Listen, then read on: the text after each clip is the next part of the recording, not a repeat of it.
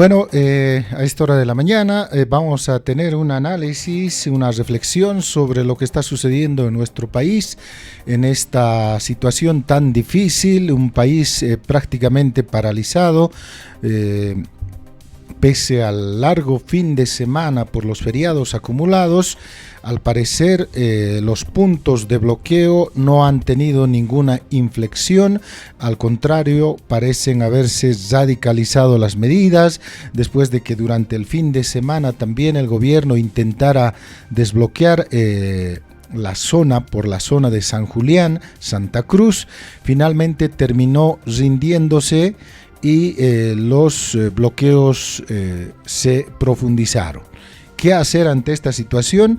En el nivel de la Asamblea Legislativa Plurinacional ya quedó aprobado tanto en la Cámara de Senadores como en la Cámara de Diputados la ley de excepción. Sin embargo, el presidente hasta ahora no la promulgó.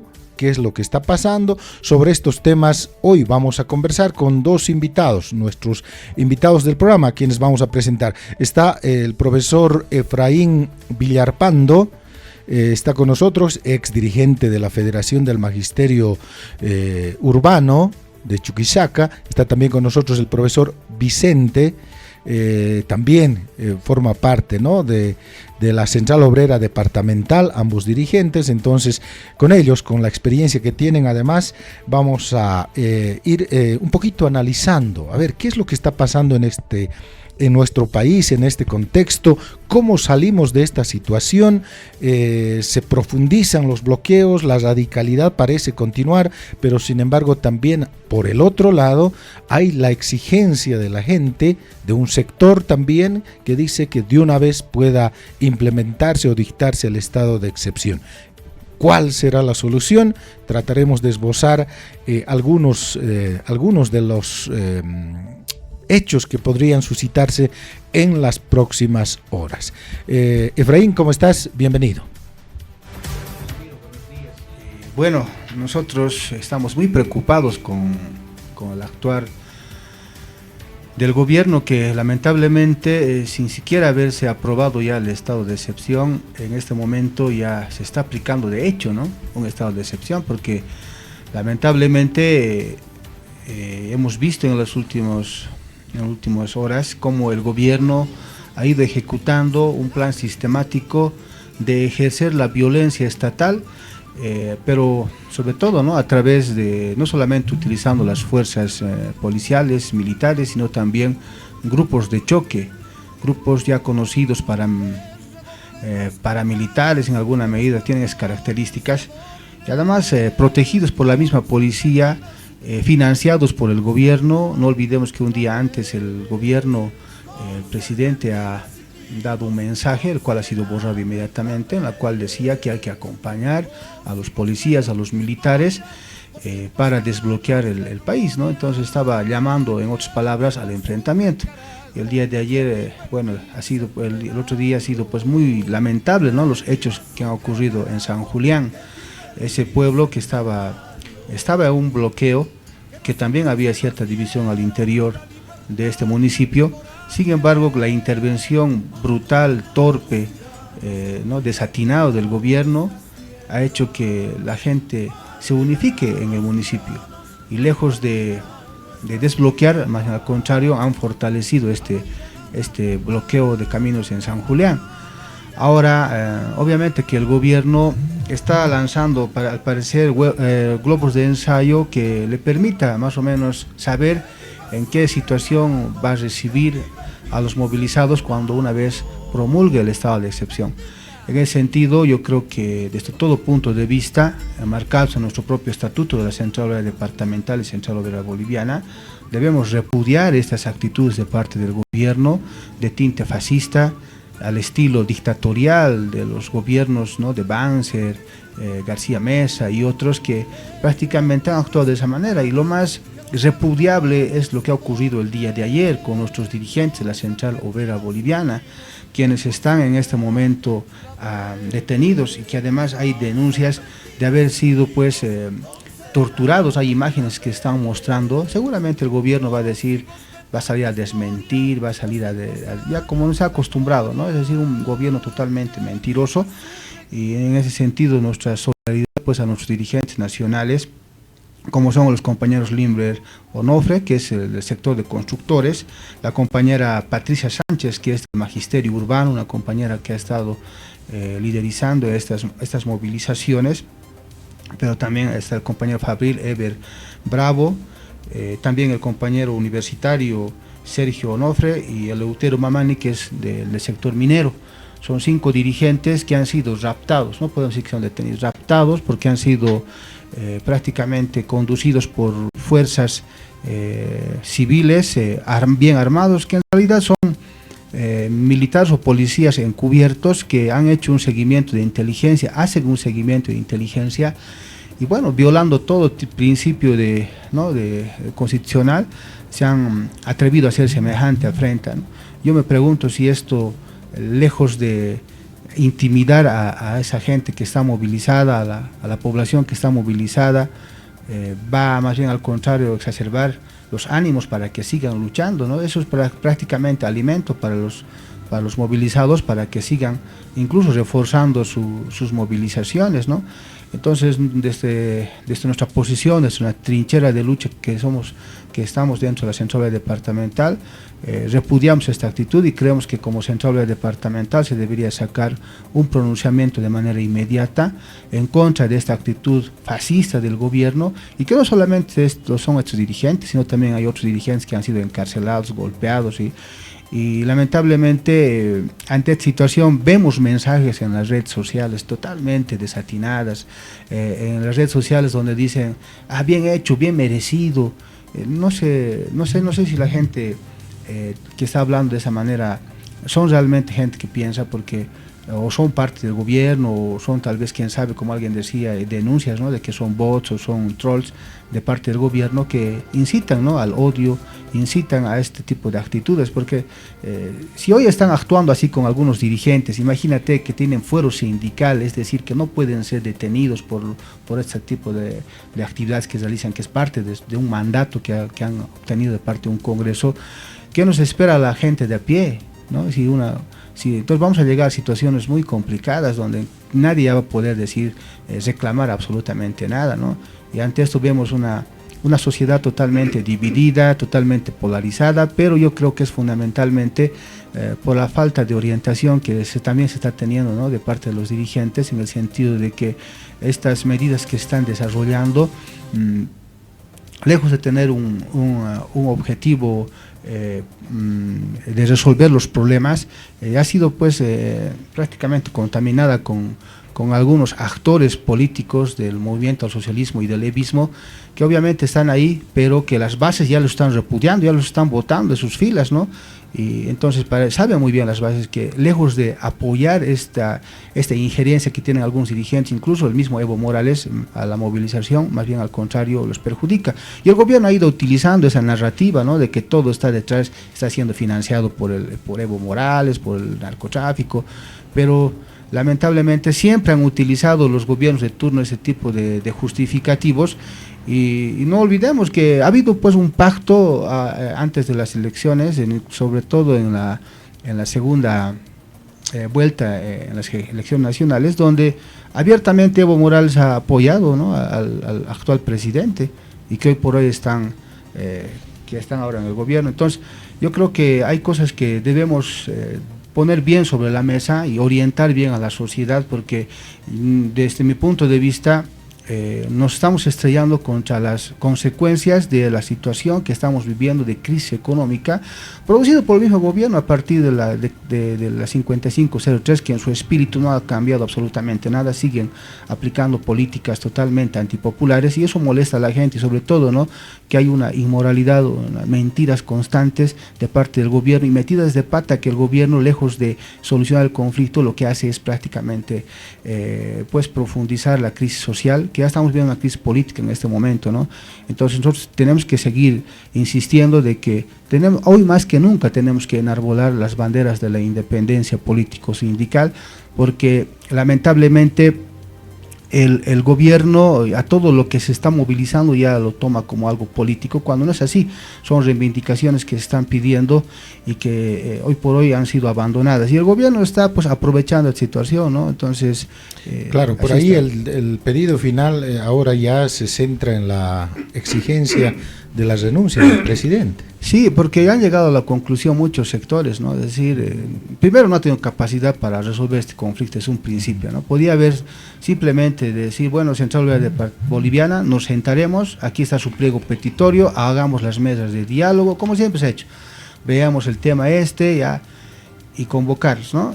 Pero ¿qué ha hecho? Al contrario, nosotros no vamos a hacer no vamos a tomar en cuenta ningún pliego petitorio, al contrario, sí, entonces ha empezado a deslegitimar lo que es la Central Obrera Boliviana, a los otros sectores de igual manera. La gasolina basura ha sido realmente terrible, ¿no? Para esos sectores que han sido dañados sus motores, y que al día de hoy, mire cómo es la situación, vemos cómo hay impunidad para estos sinvergüenzas. No hay ninguno de esos tipos que estén ahorita perseguidos o con orden de aprehensión, especialmente los responsables directos de este gobierno, ¿no?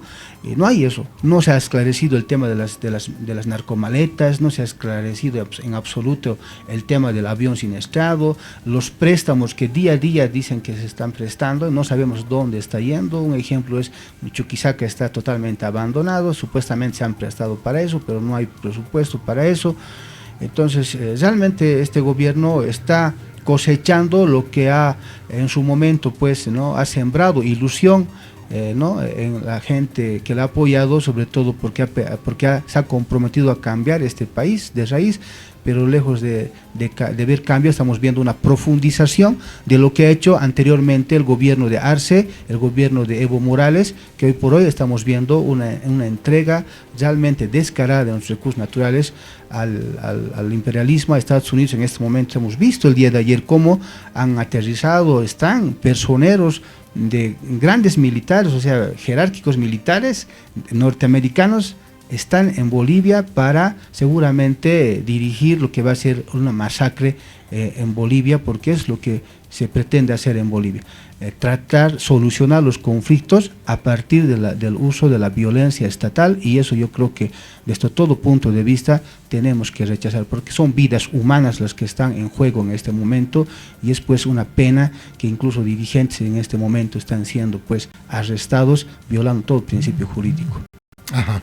Difícil situación, porque al final también este conflicto nos está llevando al enfrentamiento entre bolivianos, como que cada uno de los bolivianos se va atrincherando dentro de sus posiciones, ¿no? Unos a favor, indudablemente, de esta movilización y la exigencia de renuncia del presidente, y otros que ya no resisten tantos días de bloqueo, y al final la desesperación empuja pues a que ya de una vez estado de excepción parece ser esa la solución, que lo ven unos por un lado, y por el otro lado, claro, la solución de la renuncia del presidente. ¿Qué dice profesor Vicente Aceituno, a ver, sobre este problema? Sí, Ramiro, en principio buenos días a todos los radioyentes. Y bueno, sí, en este momento estamos viviendo es lo que es la verdadera lucha de clases entre la clase dominante y la clase oprimida, ¿no? La clase dominante está más que todo en manos del gobierno y todos los agroindustriales del oriente, los empresarios, todo aquello. Y la clase media, bueno, está oscilando entre ambos de acuerdo a la situación en la que se vaya desenvolviendo este conflicto, se va inclinando al uno o al otro lado. Lamentablemente, como decía Efraín, el gobierno no ha sabido atender en su momento, antes de que se profundicen las movilizaciones, el pliego petitorio de la Central Obrera. Si hubiese atendido en su momento, esto no hubiese crecido y hubiésemos tal vez estado en una normalidad. Pero la tosudez del gobierno y las actitudes que ha implementado más bien ha hecho que la población se ratifique en sus movilizaciones, más bien intensifique en sus movilizaciones, como es lo que ha pasado, por ejemplo, en San Julián. Después de esa intervención policial y con la Unión Juvenil Cruceñista, los pobladores se han unido. Antes, como decía Efraín, había una cierta división ahí en la población, pero ahora están más unidos que nunca y en contra de estas actitudes represoras del gobierno. Eso estamos viviendo, y además, bueno, la población tiene que entender que estas medidas de lucha como los bloqueos, la huelga de hambre, son estrategias que siempre se han utilizado, la clase oprimida ha utilizado para poder hacer respetar sus derechos y para prevalecer sus derechos de los trabajadores y la clase oprimida. Entonces, eso es lo que se está aplicando al no haber atención de parte del gobierno. Ajá, pero acá realmente, y lo hemos dicho permanentemente, el gobierno pensó que con Zalear, como a su vicepresidente, Zalear al ejecutivo de la Central Obrera Boliviana, lo había solucionado todo y dejó que las cosas se vayan profundizando y al final estamos en este estado de situación donde ya Central Obrera Boliviana, Tupac Katari, organizaciones radicales que hoy no quieren más diálogo, quieren la renuncia del presidente sí o sí.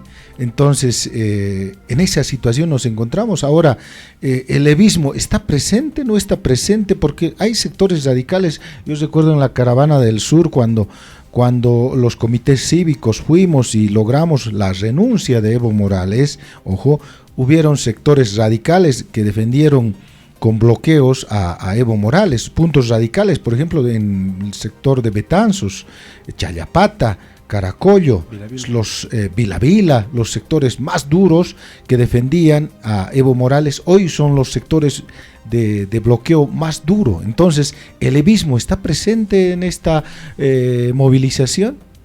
¿Y cómo vencerlo además al levismo, ¿no? Efraín, a ver, para ti la pregunta. Yo creo que el levismo siempre se ha colgado de los conflictos después de su salida, se ha ido colgando los conflictos. No olvidemos que en el gobierno de Luis Arce Catacora hubo también movilizaciones evistas, pero han sido duramente reprimidas, pero también disueltas, ¿no? O sea, han recibido grandes derrotas y a partir de ahí incluso la división dentro del movimiento al socialismo se ha profundizado y no se ha podido levantar de esa época lo que es Evo Morales, ¿no?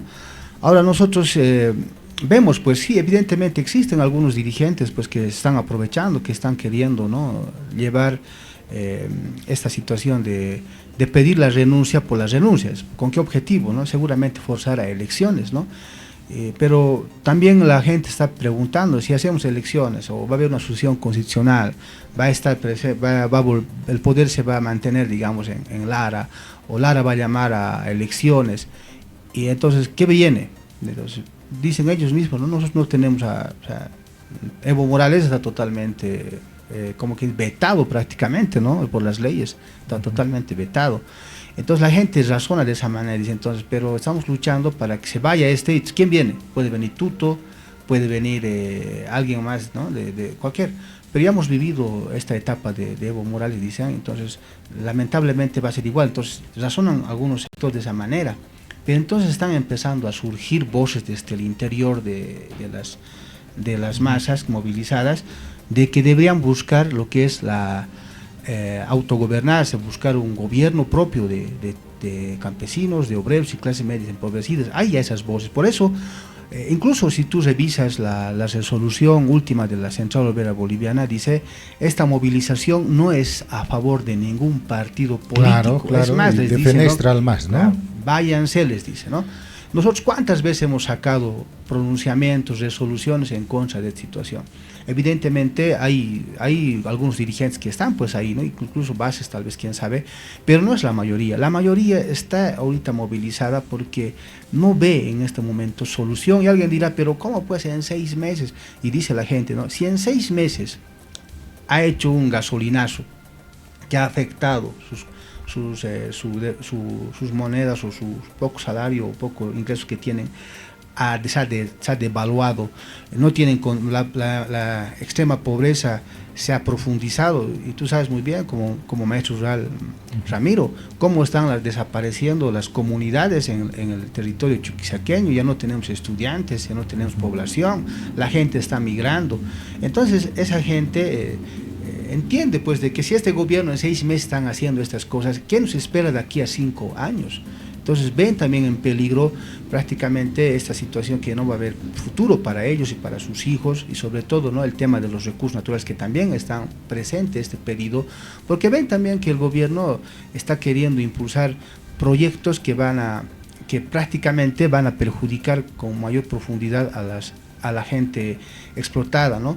Evidentemente en las ciudades hay sectores que son asalariados, viven prácticamente cómodamente algunos sectores, pero algunos también hay desclasados, como dicen, ¿no?, pobres de derecha, que utilizan todo el tiempo, están en las redes sociales y van haciendo. Por eso esa gente, tarde o temprano, si la situación continúa así, les va a afectar, porque como en Argentina, ¿no?, hay gente que ha apoyado a Milei, de clase media acomodada, y cómo está viviendo actualmente. Entonces la gente razona de esa manera.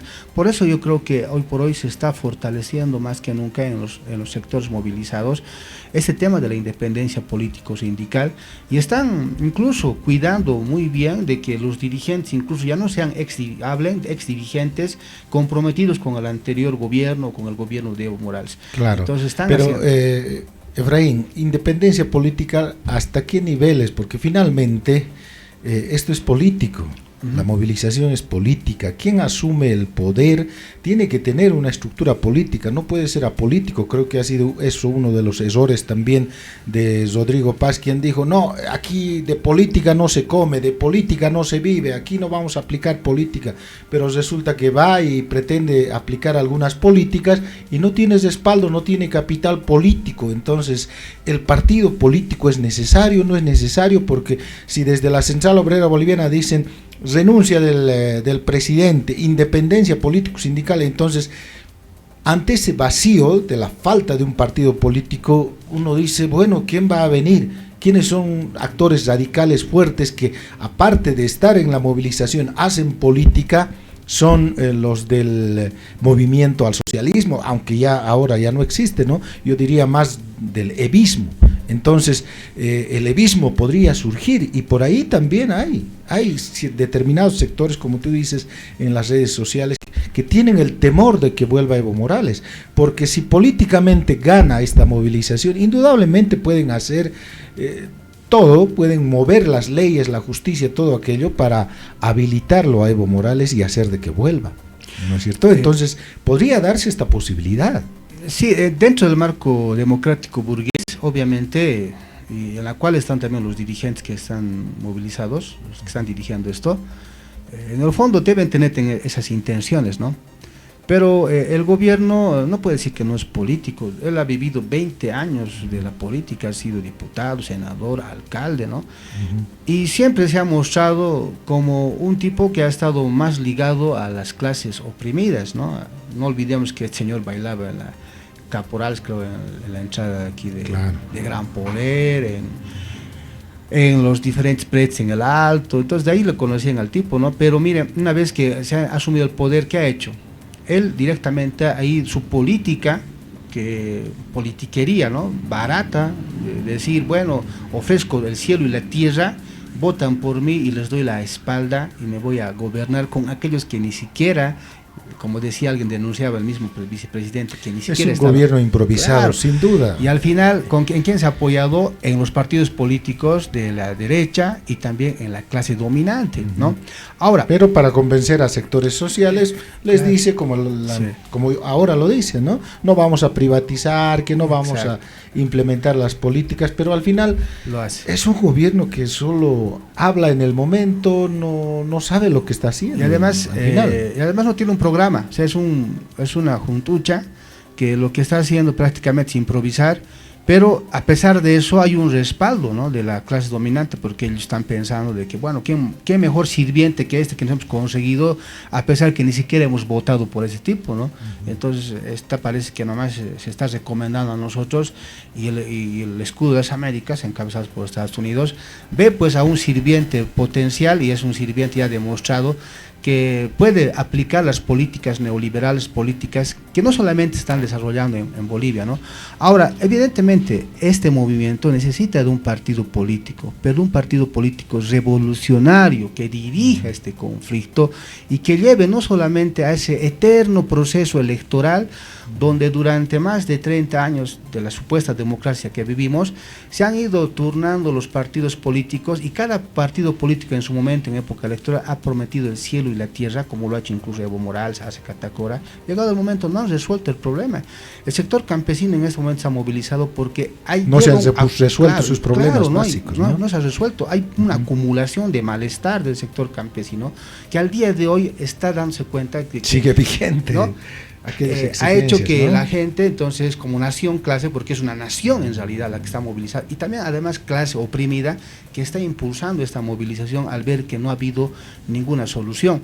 Entonces el partido político revolucionario tiene que estar pues inmerso en las movilizaciones, dirigiendo eso, pero lamentablemente no vemos, sobre todo la política revolucionaria del sector minero, que debería orientar sobre todo que esta gran movilización no solamente sea un cambio por el cambio, sino tendría que ser, o cambio de presidencia, sino tiene que ser cambio estructural de políticas que nos permitan desarrollar el país. Por decir, nadie en este momento está hablando de que se debería, ¿no?, como política estatal, nacionalizar los recursos naturales, como el oro.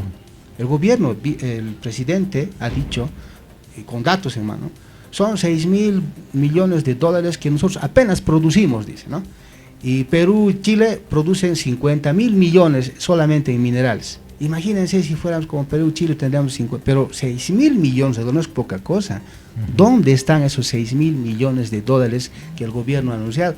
En manos de los cooperativistas auríferos y cooperativistas de La Plata, de los complejos, que hoy por hoy le están respaldando netamente a este gobierno, que en 2 patadas yendo allá a La Paz, incluso además mintiendo a las masas movilizadas, diciendo que van a ir a pedir la renuncia, han hecho un show, han ido a enfrentarse, han ingresado al Palacio, les ha recibido ese rato el gobierno, y no sé si te acuerdas, claro, les han dado una condonación de aproximadamente... Sus deudas a la caja, claro, en desmedro de los que aportábamos, ¿no? Por eso, y hay esa gente, los cooperativistas que ganan una fortuna, imagínense, antes era de 5 bolivianos mensuales el aporte. Aparte han ganado áreas nuevas de trabajo, que eran prácticamente dirigidas por la Comibol, controladas por la Comibol, en desmedro de ¿qué? De la minería estatal. Entonces este gobierno lo que está haciendo es abrir las puertas de par en par para que ingresen empresarios extranjeros, que ojalá pues dejarían buenas condiciones de regalías, ¿no? Pero las condiciones en las cuales les están queriendo entregar es prácticamente menos del 0,5% de aporte para el Estado. Entonces prácticamente está regalando. Entonces estamos perdiendo una gran oportunidad, que con los precios tan altos, mire, el precio de estaño en este momento está a $24 la onza troña. Nunca ha llegado a ese nivel de precio en Bolivia. Estamos en una bonanza en precios de minerales. Claro, y esto debería ser, más bien, para salir de la pobreza, debería ser una política estatal de producir masivamente como Estado estas empresas, y sobre todo industrializarlas. ¿Para qué? Para generar recursos económicos y sobre todo fuentes laborales, ¿no? Así como el 2003 se hizo con el tema del gas. Pese que el 2003 no ha habido el 2006 en realidad no ha habido una nacionalización verdadera, ¿no? Si bien pero pese a ello, ese cambio ha producido y ha generado gran cantidad de recursos económicos. Así es, ¿no? Y entonces, hoy el mineral tiene costos elevadísimos, pero seguimos con los impuestos de hace 20, 30 años. Sí, tomar en cuenta que se han encontrado minerales raros, tierras raras, ¿no? Que eso es prácticamente el futuro de la tecnología. Eso se va de Yapa al exterior. Actualmente entonces, el código minero, hay minerales que no toma en cuenta, y San Cristóbal, que es una empresa gigantesca, está exportando esos minerales sin pagar un centavo. Es más, cuando los van a producir en otros países, los industrializan, ganan el triple de lo que han saqueado aquí, digamos, en San Cristóbal. Y hay 6 proyectos mineros de esa misma talla. Entonces, en este momento lo que debemos discutir y deberíamos estar pidiendo es esa recuperación, la nacionalización de la minería, fortalecer Comibol, crear la empresa estatal del oro, y también otro aspecto que debíamos estar aquí discutiendo también y exigiendo prácticamente es que haya un control efectivo del Estado al comercio exterior. Obligar que el artículo 5 del 21060 se cumpla, que es decir, todos los exportadores depositen los dólares al Banco Central de Bolivia. Hoy por hoy no hacen eso. Claro, es que dicen, no, este es un país inseguro. Ah, pero qué bonito, lo saquean, producen, exportan, y esa platita de lo que han exportado lo guardan en bancos internacionales ocultos. Y nunca hay divisas para nuestro país. Así es, y lamentable, ¿no? Y en el oriente boliviano es peor aún todavía, ¿no? Es decir, hay una política de libre exportación. Entonces, una política de exportación para exportar sus productos al extranjero, desabastecer al pueblo boliviano, y eso ya ha estado ocurriendo desde el gobierno de Arce Catacora, incluso más antes Evo Morales también ha implementado. Claro que tenía ciertas políticas de primero abastecer a los bolivianos, pero ellos siempre han querido más.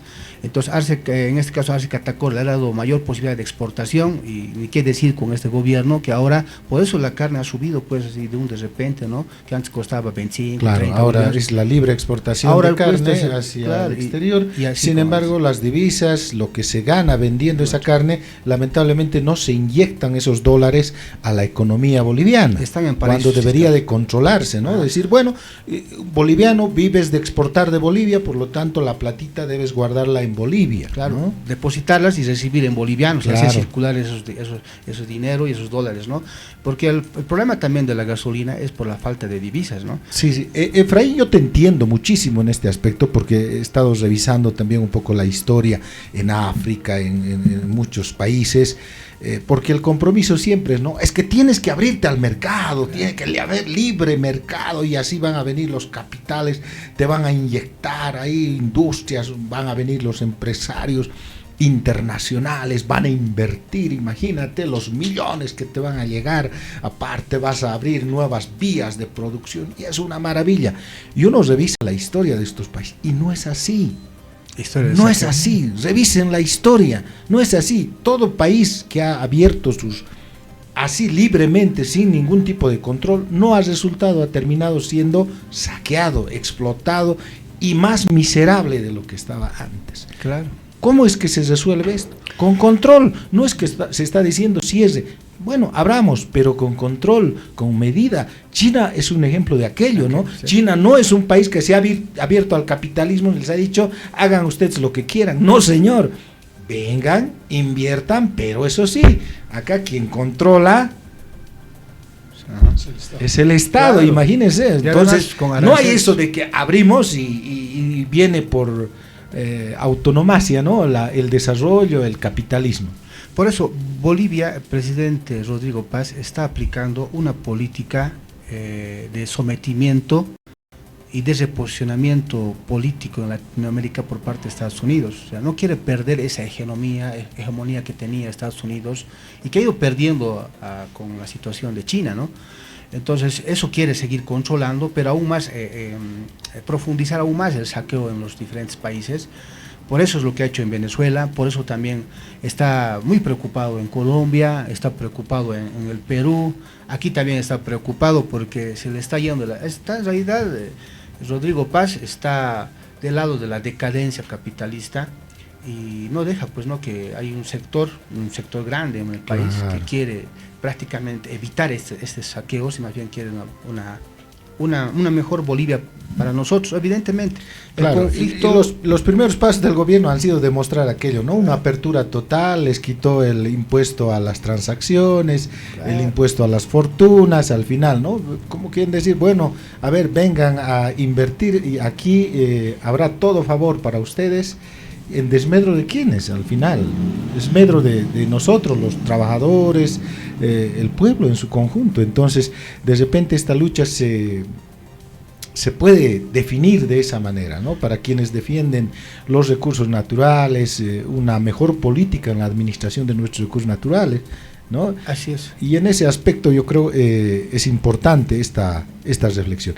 Ahora, ¿qué hacemos? El comité cívico, los comités cívicos, que en un tiempo, recuerdo, los comités cívicos lucharon en contra de el movimiento al socialismo, en contra de Evo Morales. Ahora los comités cívicos, el de Chuquisaca está llamando a un cabildo para el día de mañana.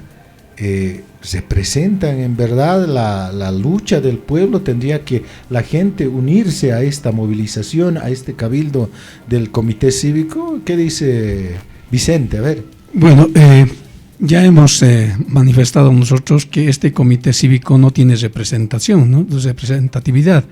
Pues ya sabemos cómo ha sido electo, cómo han sido y cuántos y cómo lo han utilizado además el comité cívico como escalera política para llegar a cargos jerárquicos en el gobierno, en diferentes instituciones.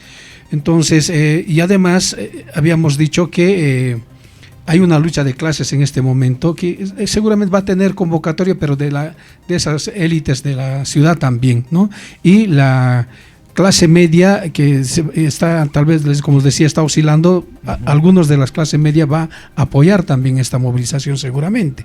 Ahora yo quiero un poquito retroceder en lo que decías de la independencia político-sindical, para que quede claro. Evidentemente, las organizaciones sindicales debemos enarbolar esa cuestión de la independencia político-sindical, pero eso no significa de que no tengamos una afiliación política, una línea política, porque en las organizaciones sindicales hay de diferentes líneas políticas, ¿no? La cuestión es no estar de la mano, prestarnos para los gobiernos de turno y principalmente para aquellos gobiernos que están arremetiendo contra la clase obrera principalmente, pues eso es lo que entendemos como independencia política sindical, no vendernos. Claro, porque si no, no tendría sentido. Yo en tiempos del MAS decía eso. Si un dirigente está con el MAS y el gobierno está en el poder, el MAS está en el poder, entonces no tiene sentido tener representación sindical, porque finalmente o obedece al gobierno o te representa a ti como trabajador, entonces no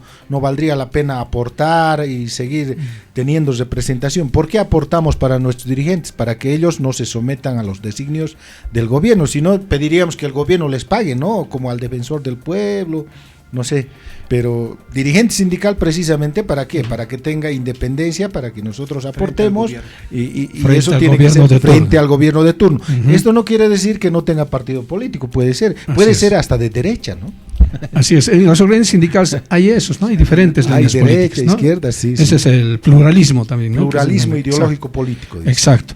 Y además, miren, lo que estamos viviendo ahorita en Bolivia está sirviendo también como ejemplo a los países latinoamericanos, especialmente cercanos a Bolivia, ¿no? Lo que Argentina, por ejemplo, está comentándose bastante sobre la movilización en Bolivia. Chile está viviendo lo propio ahora, tomando también como ejemplo lo que estamos haciendo como clase trabajadora en contra de las medidas de este gobierno opresor. Lo mismo están haciendo en Chile ante las medidas antipopulares que está aplicando el gobierno. Mire, y en Chile son 3 meses. Los universitarios se han movilizado tremendamente allá en Chile. Y esto yo creo que ha pesado también, por ejemplo, en el Perú, en la segunda vuelta. Había un derechista, Keiko Fujimori, y uno de izquierda. Ahora ha ganado el de izquierda, de acuerdo a las noticias que hemos podido informarnos esta mañana. Claro, y los votos todavía van a seguir llegando, pero van a ser de las zonas rurales. Ha influido bastante esto, porque saben que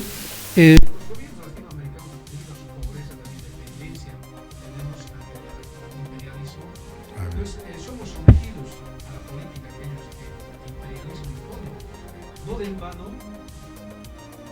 Parece que se nos cortó el micrófono. A ver.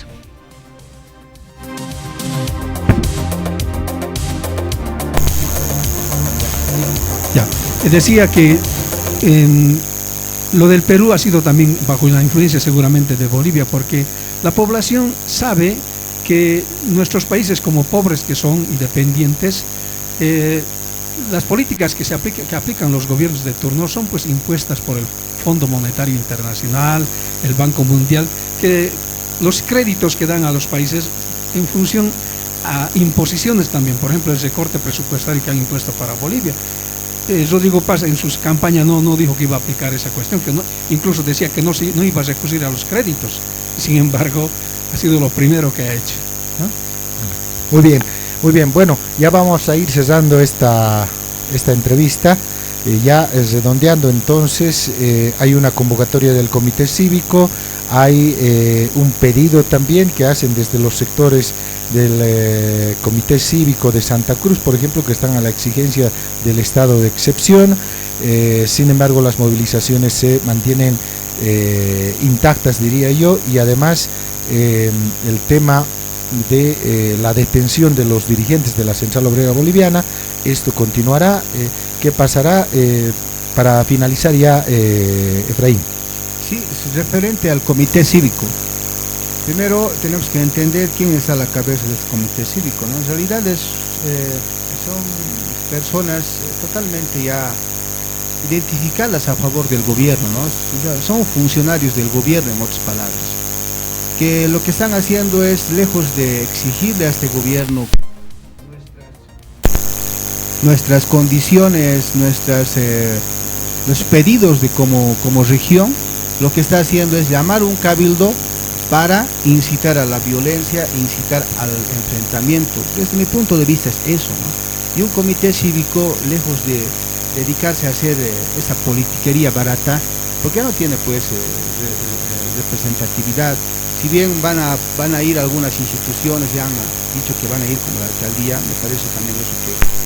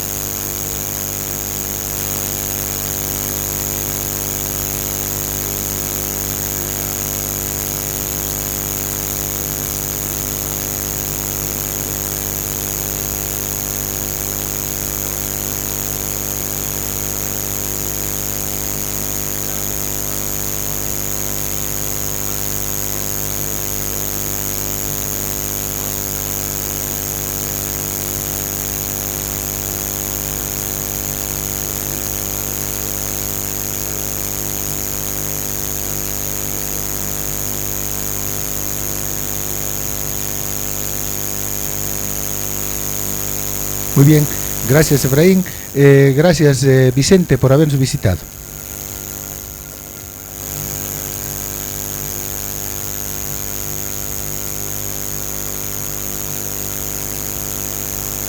Gracias amigos.